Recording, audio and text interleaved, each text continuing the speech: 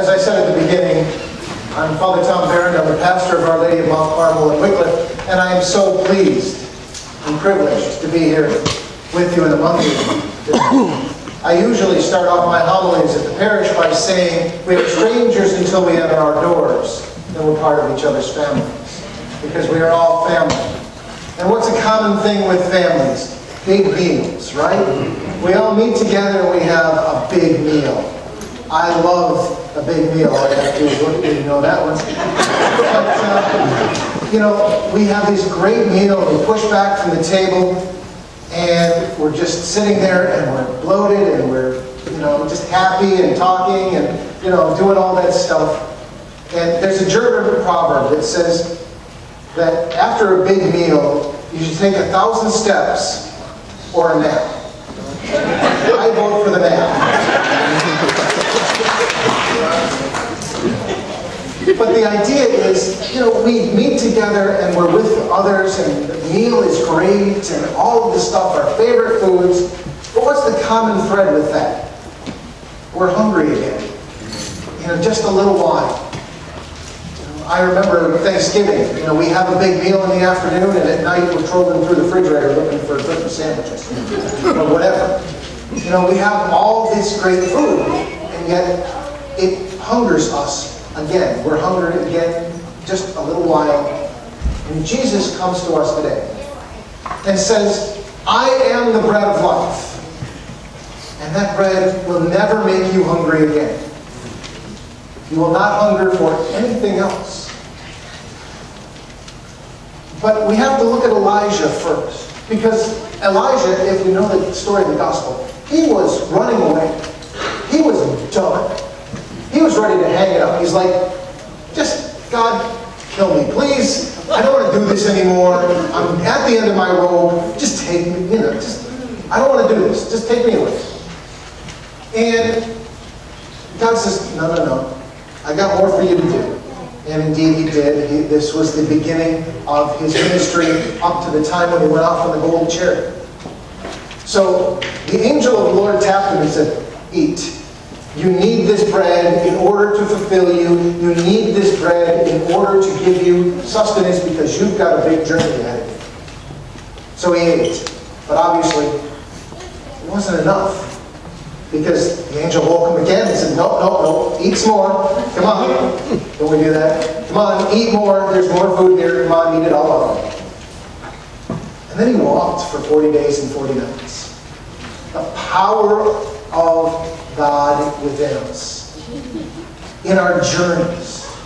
In ourselves. In our souls. It leads us to something greater. Something more. Jesus is again calling us to that. Calling us to be the best version of ourselves. Calling us to be the best He knows we can be because He created us in His image and likeness. And so we have this wonderful gift of the bread of life. And it's not just spiritual food, right? It is physical and spiritual and emotional and intellectual. It's all of who we are. It's everything from the core of our being, calling us to be who we're supposed to be. Calling us to be the best of ourselves. Amen? Amen. And we receive this great gift of the Eucharist. And we come to know the unity of God within ourselves. We come to know that God is one and so are we. Body and soul, spirit, intelligence, everything that we are, everything that we have, everything that we will ever be is one with God at that moment. Amen? Amen.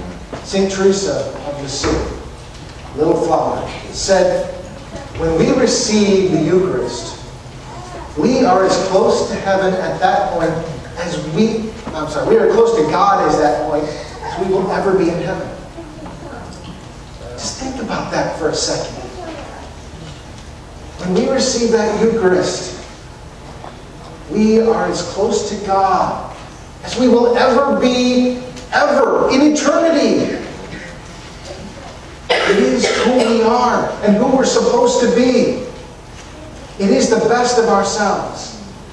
And so everything in our life, all of our words and our thoughts and our actions, all of our education and our doing the chores and doing everything else that we have to do, all of it is in service to be the best that we can be so that we can come before God and be worthy of that gift.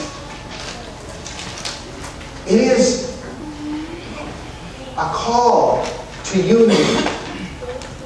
It is a call to be one. One within ourselves, not separated. It's a call to be one in humanity as well. Because we say, oh, well, I'm only human. I fail. I do this. I say all these things. Right? And don't we know? You know, I fail more often than not. You know. I'm a sinner in need of redemption, just like all of us are. And it's that sense that we come unworthy. But we come because Christ has called us.